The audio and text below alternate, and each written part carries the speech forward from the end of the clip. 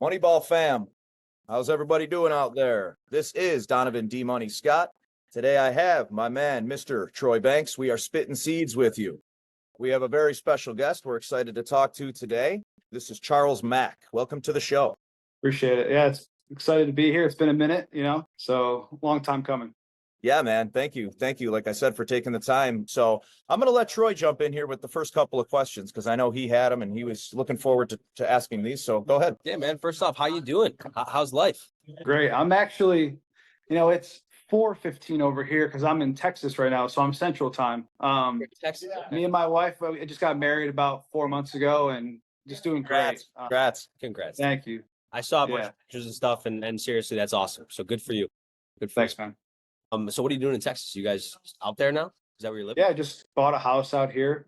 Me and my wife are big in, into the faith and in Jesus Christ. And, we've just been praying to see, where we end up. We didn't really know. We didn't have an idea. So kind of just led us here and kind of just fell right into our lap. And, we always, said, like, if it's going to happen, it's going to happen, relatively, smoothly, at least we thought. So this happened pretty smoothly, whereas couple other spots, were really rough and bumpy along the way. So, this is the spot we ended up, and we love it here. So, that's great, dude. It's a little bit better weather than Buffalo. So, yeah, absolutely. I absolutely love just people taking that leap and saying, "Hey, this is wherever we end up," and just trusting that gut and your faith. You know what I'm saying? For sure. Where else were you guys looking? And kind of give me a little bit more, insight into that. Like you guys, where's your wife from? She's from Kansas City, Missouri. We were never really looking there. We were looking in Florida a good amount. My brother's at the Marlins, so he has a place down there, and we just loved it down there too because it's Florida. Anything compared to Buffalo weather in the winter is great. So we just started to really look and kind of dig deep in the Zillow app, and you know how that is. It's a rabbit hole, but just didn't really work out. The spots were nice. It was more apartments and condos than it was like homes. And the HOAs were just astronomical. So, didn't really make sense. And it really was not working out too well, even though we love the location. But and then we ended up over here. Yeah. So where are you? What town? We're in North Richland Hills right now. So just north of Fort Worth, or just around Fort Worth and the Dallas area. So great. I love the area. My brother lives in Houston. It's a humongous state for anyone who hasn't been to Texas, which I'm sure most of our viewers have. But I mean, oh my God, dude, it's just going from Austin to San Antonio to Dallas. I mean, you need to travel, and we kind of did. We took a week. My wife and I took a week just to travel Texas and check everything out. Absolutely massive state. Yeah. But that was just me totally cutting in when the man had a question, because it's been the last couple of guests are like, yeah, man, we just took a shot and ended up here. So go ahead, Troy. I'm sorry. No, that's fantastic. I do want to dive a little bit into baseball though, man. Yeah, that's why he's on. Yeah, let's go. I remember playing against Charlie Mack back in the day, travel ball around Buffalo. And I remember every time we played this guy that it was always a big deal. You wanted to beat this guy. Tell me a little bit about how baseball has affected your life and given you these paths to do what you need to do. Yeah. Well, it's a pretty big question, but baseball kind of reflects life. There's highs and lows, and it's tough. It's a tough game. Early on, when you're younger, when you're 10, 11, 12 years old, it could be easy. You know what I mean? It could be a little bit easier. But then it gets tough to go and gets tough. And I think it kind of grows your character real fast. I feel like you kind of have to grow up quickly and learn to deal with those failures, and also deal with the success too. Because as Joe Winkle says, but he says when you're doing good, you're not as good as you think you are, and when you're doing bad, you're not as bad as you think you are. So it really kind of helps you stay even keeled.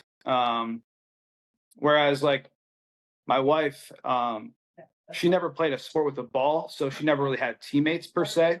Yeah. So she kind of didn't have that same kind of thing. So, it's a much different like sport than she dove and she did gymnastics. So, very more individual, whereas the team aspect kind of feels like more of a family. You know what I mean? So, man, it just helped me grow up and helped me just kind of look at life in a more positive way all the time, just because baseball can go bad sometimes. So you took a little bit of a different route, right? To kind of get up to pro level. I think, was it playing some more showcase stuff, or right? Is that what you were mentioning? It was a little bit different. So tell me a little bit about that and how you were able to get yourself in a position to be drafted.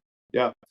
So I played with a team from New Jersey. It was called Tri-State Arsenal, and Joe Barth was the head coach, and he's called the Hit Doctor. He invited me to one of the camps. It was like a weekend thing with a bunch of college coaches. Went down to Jersey. It was more of like an indoor thing, kind of just hitting the cages. You had like probably 10 cages with a couple coaches in each cage. You kind of just rotate and, hitting the cages, and kind of just got into contact with some guys there. So that kind of kickstarted the process. And then from there, area code, East Coast Pro, playing those perfect game tournaments, just pretty standard. Yeah. That was pretty much that.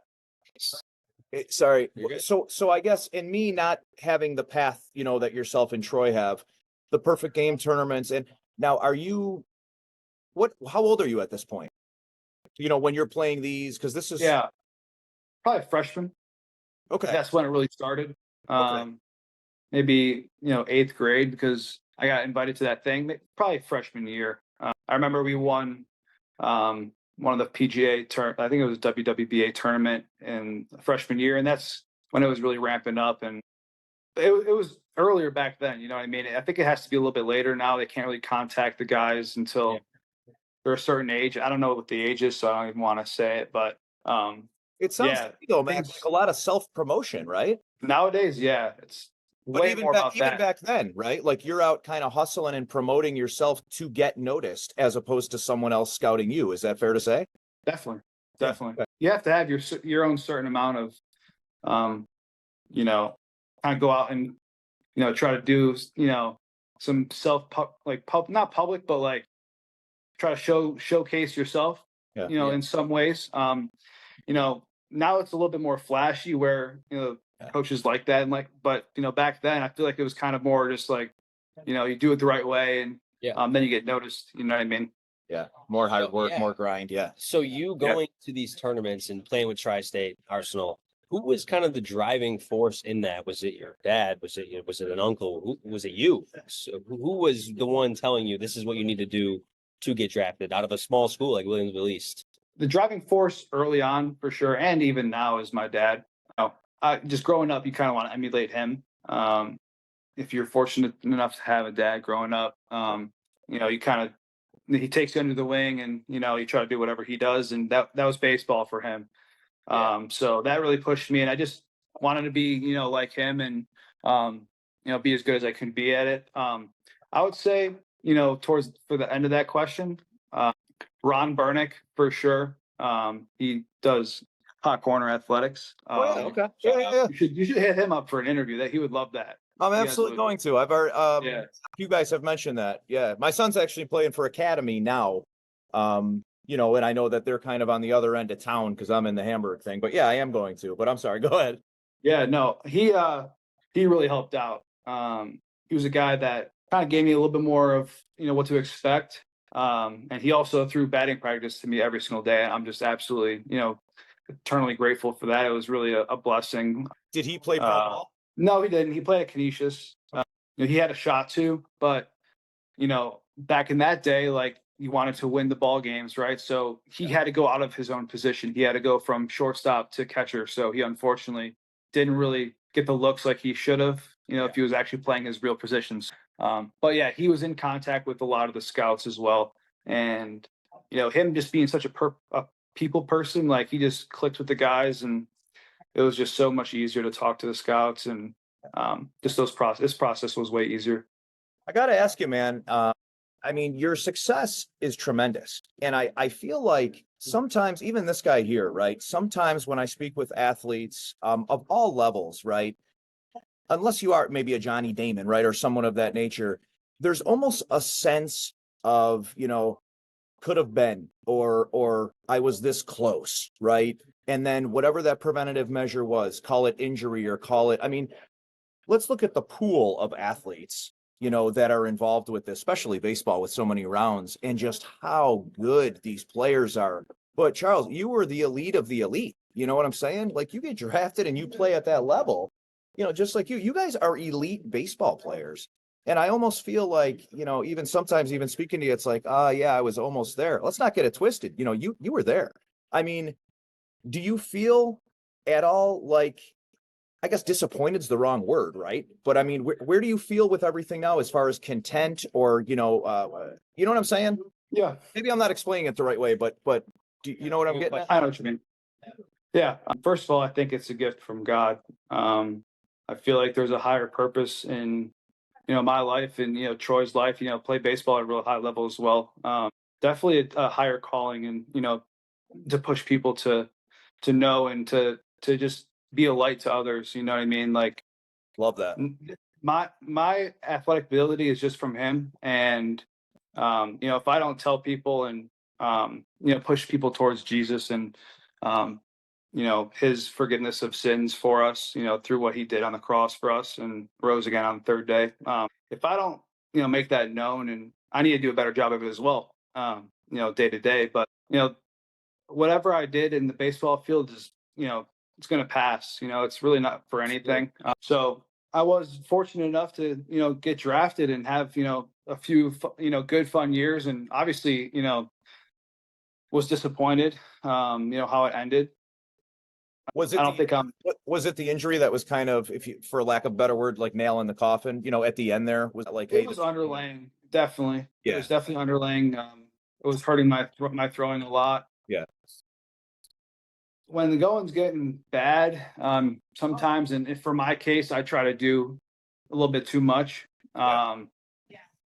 And instead of just sticking with your roots and just, being grounded and just trusting, but I don't think, I'm finished yet. And that's just at least what, I'm getting the feeling. And, my wife also, would agree. And, she's been praying constantly about it. So, you know, we'll see what happens through, from this point on. But I definitely know what you're talking about the whole disappointment thing. Like, yeah, I was a little bit like, I should have done better, or, but that's baseball. You can always do better. And that's the thing. Like, Yeah.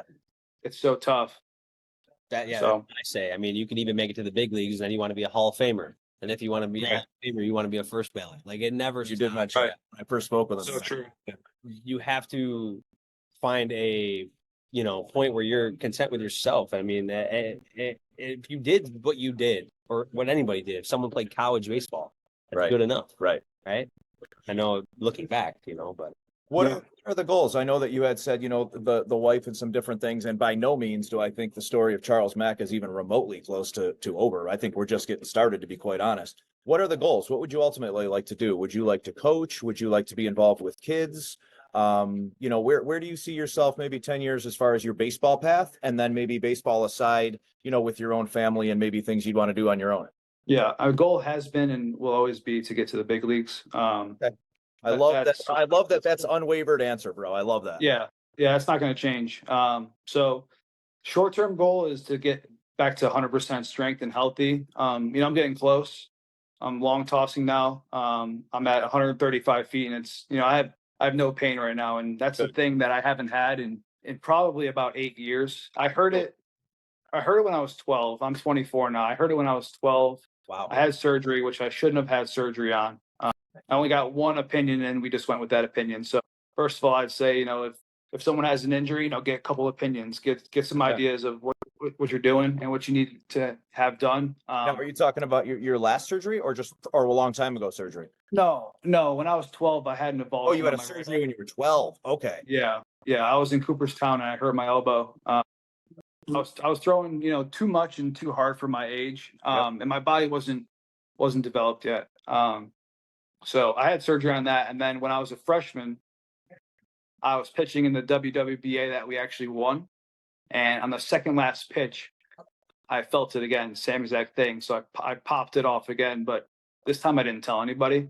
I just dealt with it for freshman year on. And then that was just an underlying thing that the second I got released, that same month I got it taken care of and got surgery on it. So. And do you feel like essentially from age 12 up until Dr. Andrews, this was kind of something that was always underlying, like kind of a nagging underlying injury? You weren't fully healed, right? It was not fully healed. Yeah, That's for sure. wild, man. You know, and to play as well as you did and to be as successful with an injury, it'd be scary, you know, to see what you would have done had you not, you know, had this injury. Because let's be honest, you're not 100%, you know what I mean? And we're watching you at 70 or 80, you know, that good. Look out world at 100, man, you know. So but it's a good lesson, and I love something that you said, which was two things actually. The first one, you weren't developed enough and you were out there just trying to light it up, man. It reminds me so much of my 10 soon to be 11-year-old son who, Charlie, they don't warm up, right? Like they get a No. ball, you're going to play catch. Hey D, let's play some catch, right? He wants me down squatting like a catcher 3 minutes in, three cat throws in, 100%. you know, and he's throwing heat in his arm. Yeah. D, you can't do that. And I don't feel like there's enough coaches saying to them, play some catch, you know, loosen up a little bit. I mean, I was playing with a 10-year-old the other day. The kid came up from Carolina. He's a great ball player. And we went over to academy and we're messing around in there. And he said, let me show you my curve. Now, this kid's throwing a curve. I'm not joking. It's dropping out, man. This kid's throwing it. It's nasty. It's coming and it's dropping down. I'm like, he said, you know, his dad just passed away. He said, my dad taught me the curve. And I said, dude, it's amazing. But, you know, he's throwing knuckles down. How long do you think that's going to last, right? Right. So I guess the point I'm making, I hope kids listen to this and they understand that, listen, a pro, these guys are telling you, don't go out there and try to be, you know, Shohei Ohtani, man. Just go out and loosen the arm up a little bit. When we were young, though, there wasn't much information about the weighted balls and the bands and stuff like that there is now. I mean, there's a ton of stuff that these guys have information to now that maybe we didn't, and it wasn't that long ago.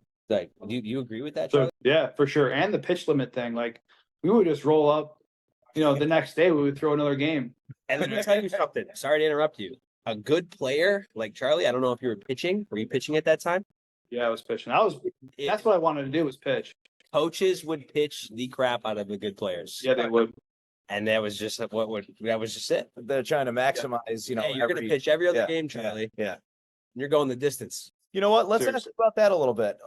What do you think of the new baseball rules? I know you got to get rolling here quickly, and what do you think of the new rules? Oh, you know, the pitch, not only the pitch clock, but the throw over to first. What is your take on this? I guess I want all three of our takes, but I want to start with Charlie's. Yeah. I like it. I think it just adds good pace. At first, it was tough to get used to, right? It felt like a complete advantage for the pitcher. Just because the batter didn't have time to get out and think about, you know, Sure. what they were trying to do, what pitch they were going to possibly see. I honestly like it. I think it's a good thing for the game. You know, the whole pickoff rule. I don't know how I feel about the whole only get 2 attempts and then third one has to be picked off. I don't know how I feel about that, but Yeah, that was a that's little. it's good. I don't know if I like the strike zone thing. I don't mind it. I don't mind the maybe the few you know challenges, but I don't like the full automated strike zone. That's not okay, I don't think. But Challenges are cool. Yeah, I agree with that. Are they yeah, I agree. are they doing the computerized? Are they doing that in minor leagues this year? I'm not quite sure. Well, Triple? Are they really? Yeah. So Buffalo Bisons I are didn't doing. call. I want to say someone. I don't know who I saw it, but he tapped his hat like 3 times or 2 times in an inning and got them both right. And yeah, so they're doing it in AAA. So the ump is back there making the calls, right? Yeah. And if you don't challenge it, it just is what the ump said, correct? Yeah. Okay. Okay. So it's not full, no Right. green or red or green light. Yeah, too. In low A 2020, I think it was 2021, there was a couple games that were like throughout the week were only automated. So there was actual like full, the umpire just had an earpiece in, whatever the call was, he would say it. And that was crazy. That favored the pitchers a lot because the ball just has to nick the strike zone. So Yeah. even the balls that were like crazy curveballs that were just kind of hitting the dirt that just nicked the zone were strikes, and that was tough for the batter. Yeah, that had to be. Do you see any correlation with the injuries of these pitchers now with the less time to throw with the pitch clock? I don't know about that. I just feel like it's more of the pitchers just to get to that next level, they just need to throw so hard. So Yeah. they're just blowing it out. Yeah, well, I agree with you, but that was one of the things, even seeing somebody like Spencer Strider and forgot who it was, but they were talking about, how he's got to pitch through his game so quickly, and it's not enough recovery time for the arm. If you go back, I can see that. yeah, you could see it. I guess you could see it both For ways. sure. Yeah, I could definitely see that. But no, this was great to get some of your takes, man. You're a very, very humble dude. Nothing but respect for you, honestly, man. And wherever this career ends up, you certainly have a fan in me, and obviously, you know Troy, but following you closely, man, and wishing you nothing but the best. And thanks for taking some time with us. I really appreciate it. You got anything else? Awesome. Seriously, it's great to hear about the things going on in your life and your faith. And I'm still diving into the same thing myself, but I appreciate you coming on, man. It's good to hear from you. That's awesome, dude. Yeah, it's been a minute. I'm glad to see you again and get to talk to you guys. So Yeah. this was awesome. I really appreciate it. I maybe have Joe get down here soon. He actually got moved up to AA, so he's playing in Pensacola with the Blue Wahoos with the Marlins. So Excellent, excellent. yeah, maybe I'll talk to him about it and see what he's doing. Obviously, it's a little tougher for a guy in season. That's the only thing. So Yeah. Totally. And yeah, but yeah, I'll let go you take care. Go pick up your wife. We don't want you getting in trouble. know. Can't have that. Thanks, brother. We'll talk soon. Man. Awesome. All right, man. All right. See you guys. Peace. What's up? It's your boy Rick Hyatt, Big BSF. And if I'm not at Native Hype Mark, I'm right here at Shaman 2, 1046 Bloomingdale Road. Pull up. Ricky!